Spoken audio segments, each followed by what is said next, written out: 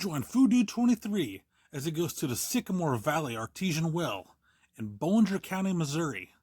The hot summers in Missouri are known for the 3 H's: the heat, the haze, and humidity. And this underground well that has the man-made tap above ground is just the perfect way to cool down for a 2020 summer.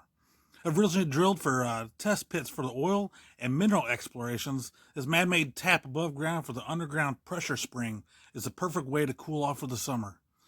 Join me and my daughter while we do a little taste testing for this natural spring water. Going in.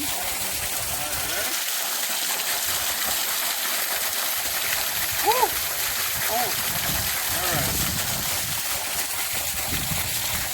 We are here at the live natural spring. You get that pretty shot behind us. Me and Caitlin's gonna taste test some fresh spring water from the artesian spring. Cheers. Pink it and sink it. Not too bad.